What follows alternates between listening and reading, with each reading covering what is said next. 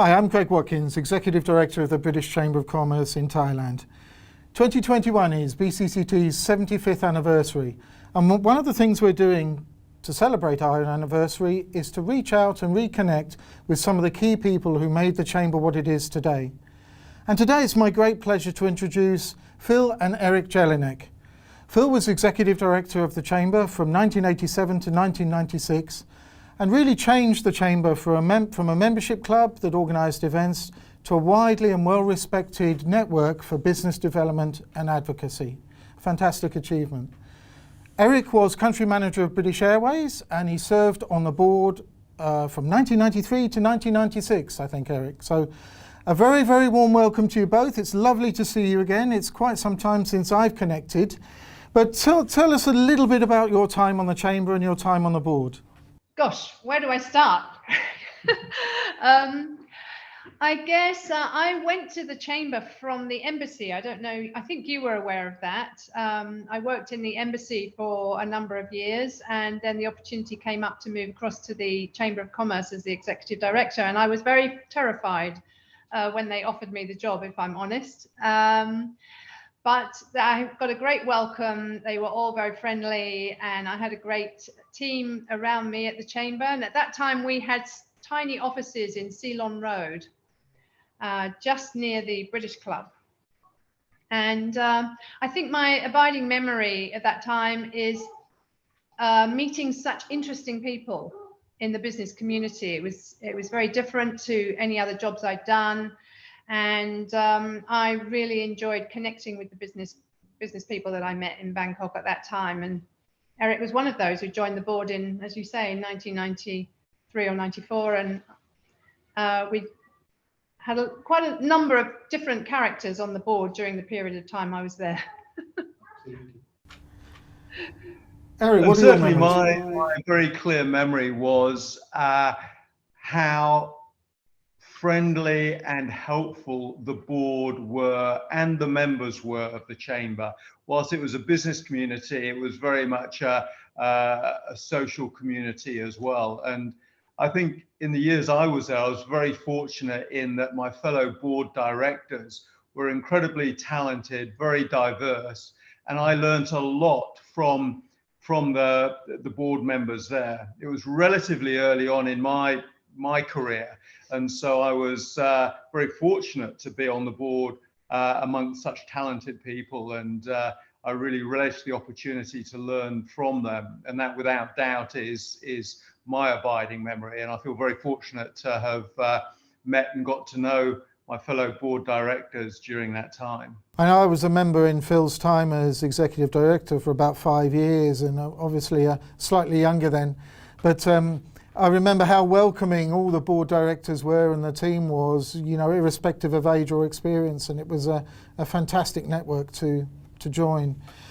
To tell us, they were all the oh, sorry. Go on, go ahead. I was going to say a lot of them were captains of industry at that time. You know, we had very senior people in Shell and other banks and all the other big multinational companies. So they were all very talented people, and they gave their time to the membership at large and did an awful lot. Give us a sense of maybe your one enduring memory, other than meeting, of course, another enduring memory of your Chamber work. Well, you remember, Greg, I was there at the helm when we had our 50th anniversary, and which was a big year for us, and we had lots of events during that year. We had a state visit. We were very lucky that we had Her Majesty the Queen and Prince Philip came to Thailand, and as we organised, there was a trade fair that was held, and the Duke of Edinburgh, I think, opened the trade fair, and the Queen came along, and we had all the members there. A lot of people had stalls and everything, and there was one little anecdote at the time was the Duke of Edinburgh came in to where the trade fair was being opened, and we had a band playing, and we had lots of people to see him. And there was we managed to find a Thai pipe band, a bagpipe band from somewhere, and they played as he entered into the room where the trade fair was was held. And the first thing he said was, he turned to his secretary or whoever it was and said, "What's that damn racket? Tell them to stop immediately." There was people scurrying around, shoving off this bagpipe band of school kids. It was quite funny. We thought, oh, we know the Duke of Edinburgh's arrived now. So that was good. And we had a massive gala dinner as well, which the embassy very kindly let us have their grounds for the gala dinner. I don't think it's there anymore, is it, the embassy? I think it's been cut down. Unfortunately not. No, it was a magnificent sight. So for a gala dinner, it was huge. It was all by the side of the lake there, and we had entertainment and dancing, and it was good fun, but it was a lot to organize. But I think we marked the occasion very well at the time. And my memory of that, Greg, was that Her Majesty flew in on a chartered British Airways aircraft. So we had obviously all of the operational challenges of such an important visit on British Airways as such. And so that was a very fond memory for me. But I think looking broader than that, my main memories are of the trade missions that we did. And I was lucky enough to be on two really, really valuable ones. One to Vietnam and a second one to Myanmar. And we, as British Airways, were looking at opportunities in both of those countries, and to be able to do it as part of a high-ranking delegation and getting access to the key people in those countries was invaluable for me. If I had tried to do that myself, just as British Airways, there is no way that we would have got the same access to people. And the Chamber facilitated it, and I have to say, Phyl organised them remarkably well, and not only were very productive, but also thoroughly enjoyable trips away, if you like, that everyone who went on them, I think, found very valuable. Well, I think particularly the trade missions is one of my abiding memories as well, because I think we were the first Chamber of Commerce to actually start doing trade missions in the region. And the tiger economies were starting to emerge from the communist countries that were Vietnam and Laos and Cambodia and Myanmar. And it was such an exciting time to be sort of putting out feelers into those countries before they quite opened up, but we were given access at a very high level. And not only that, but the people who went on the trade missions, the businesses that joined us, also found being away for a few days in these countries and setting up these high-level meetings, were also able to meet amongst themselves, and quite a lot of business was done amongst those companies too. And they were all very successful, and we did a number of trade missions to those countries several times over, actually. No, it was fantastic. Now, I have to say, Greg, obviously, the most important aspect of the Chamber for me was meeting Phyl and getting married to her. I was the fortunate one that got to marry the executive director. So huge plus for me. And 25 years later, we're still delightfully married. So I have a... Yeah, you can tell us later how this has worked for you, Phyl. But how has Thailand changed in the last 25 years? I think you've both been back and forth from time to time. Yes, I mean, there's been a lot of changes, I would say. I mean, I wouldn't say we know it very well now anymore. I mean, we do go back and visit from time to time.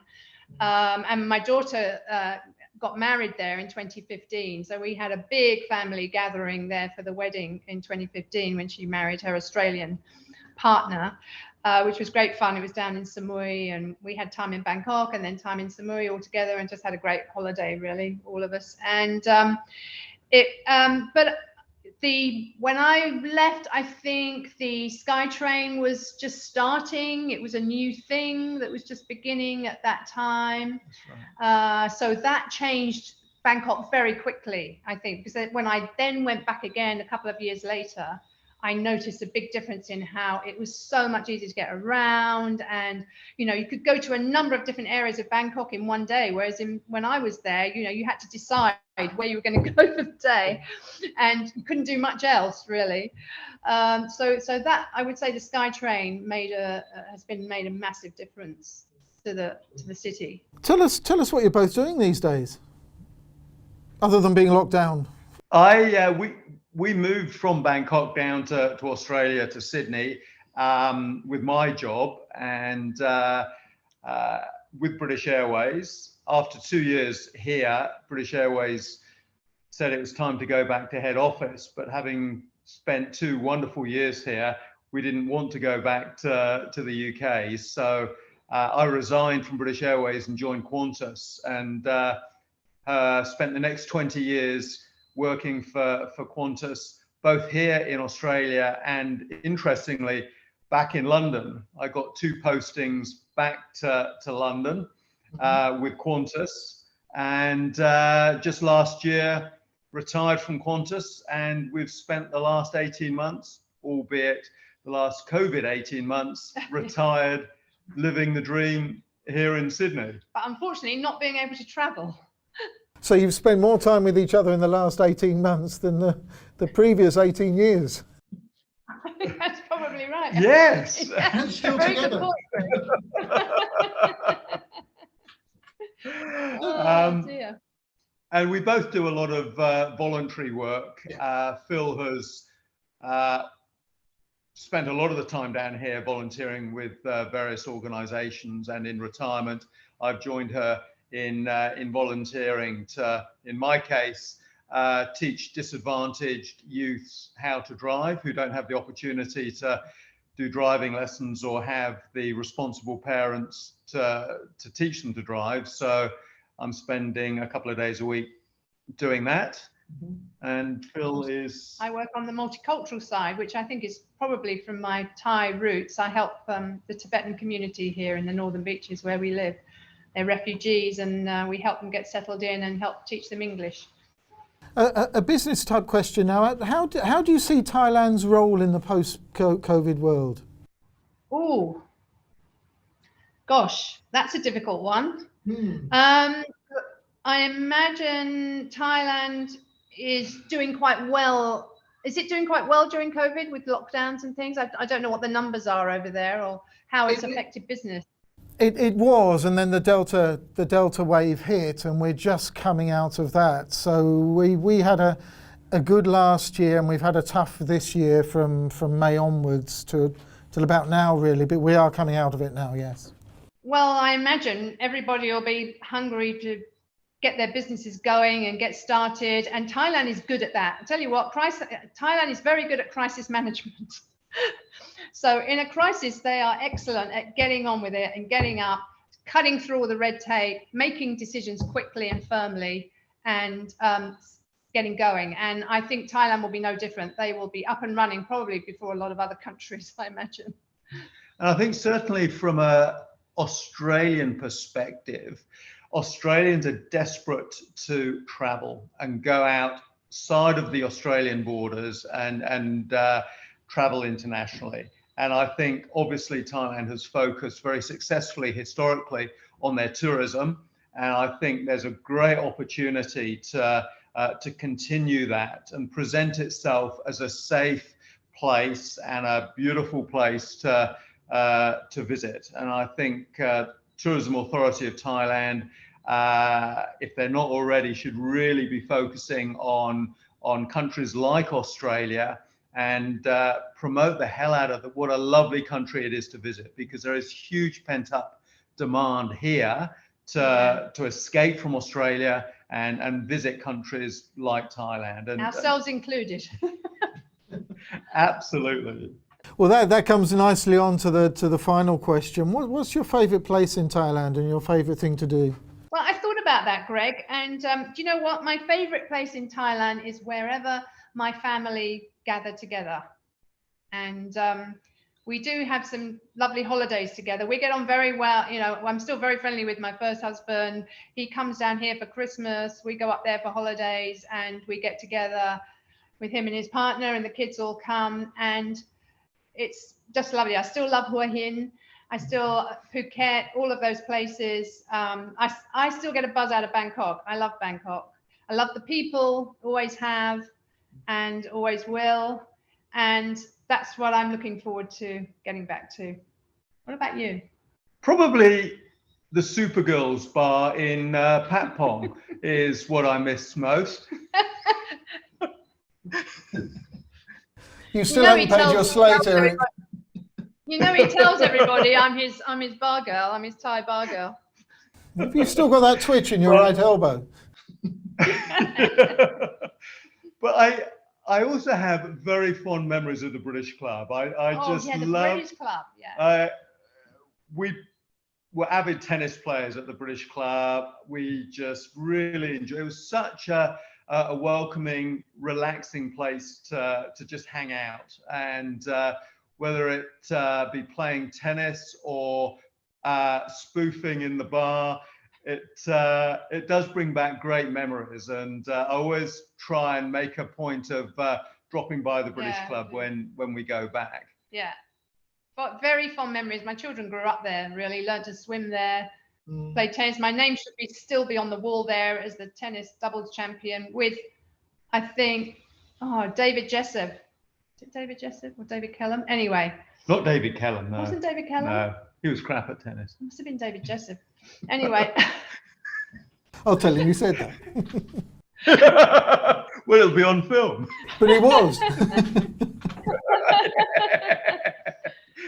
Okay, that's fantastic. I mean, it's been brilliant to talk to you. When you do come back, do make contact. You've still got a lot of friends here in business. As you know, a lot of people come to Thailand and some of them go back home afterwards, but by no means all, myself included. So yeah, don't be strangers when you come back. It's been fantastic to connect. Yeah. Great. Thanks, Greg. And all the very best for the 75th anniversary. It is a very auspicious occasion. And certainly I feel very fortunate to have been a very small part of the British Chamber over at 75 years, and wish you all the very best going forward. Thank you both. Thanks. Okay. Cheers. Bye. Bye-bye. Bye-bye.